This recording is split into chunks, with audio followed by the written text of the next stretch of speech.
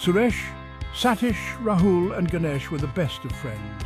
They loved going on adventures. One day they decided to take a road trip to a remote hill station. The sun was shining, the music was loud, and their hearts were filled with excitement.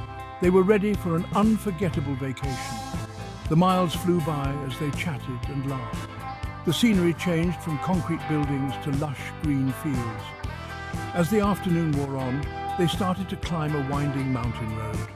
The air grew cooler and the landscape became dense with pine trees. They were enjoying the scenic beauty when their car suddenly sputtered. It lurched once and then died. The engine wouldn't start. Night was approaching, and the friends were stranded. They decided to look for help. A narrow road branched off into the thick forest. They decided to follow it, hoping to find a village or a house. Little did they know that this road would lead them to a night of terror. As darkness descended, they stumbled upon a small, isolated village. The houses were old and dilapidated, casting long, creepy shadows in the twilight. An eerie silence hung in the air, broken only by the rustling of leaves and the distant howl of a dog. They approached a group of villagers sitting around a flickering oil lamp.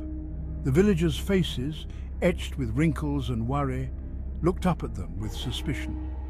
The friends explained their plight, asking for help with their car. An old woman with piercing eyes stepped forward. Her voice, a dry rasp, sent shivers down their spines. "Strangers, you should not be here," she warned. "This forest is dangerous, especially at night." Ignoring her warning, Suresh, the most practical of the group, asked why. "What's dangerous about it?" The villagers exchanged uneasy glances. The old woman sighed. "The Headless Man," she whispered, her eyes wide with fear. The friends scoffed at the mention of a headless man. They thought it was just a silly superstition, but the old woman insisted it was true. She told them that the ghost of a man who was brutally murdered in the forest roamed the woods at night. She explained that the man had been a woodcutter, betrayed and killed by his own brother for greed. His body was left to rot in the forest, his head never found. Now his restless spirit wandered the woods, searching for his missing head. The villagers pleaded with the friends to stay in the village until morning. They offered them food and shelter for the night. But the friends, eager to get to their destination, brushed aside their concerns. They thanked the villagers for their hospitality and decided to take their chances in the forest. As they ventured back towards their car, the old woman's final words echoed in their ears. "You will regret this decision. You cannot escape the Headless Man." Despite their brave faces, a seed of fear had been planted in their hearts. The forest seemed to close in around them as they walked back towards their car. The moonlight struggled to penetrate the thick canopy of leaves, casting long, distorted shadows that danced ominously on the forest floor. Every rustle of leaves, every snapping twig sounded like a whisper of danger. The air grew heavy with a strange, oppressive silence. Even the crickets seemed to have fallen silent. The friends walked close together, their earlier confidence replaced by a growing sense of unease. They could feel their hearts pounding in their chests. Suddenly, a piercing shriek shattered the silence. It seemed to come from somewhere deep within the forest. The friends froze, their blood turning to ice. They looked at each other, their eyes wide with terror. Could it be the Headless Man? Ignoring the cold fear that gripped them, they pressed on, their pace quickening. They just wanted to get out of the forest, back to the safety of their car. But the forest had other plans. As they rounded a bend in the road, they came to a sudden halt. Standing in the middle of the road, bathed in the pale moonlight, was a horrifying sight.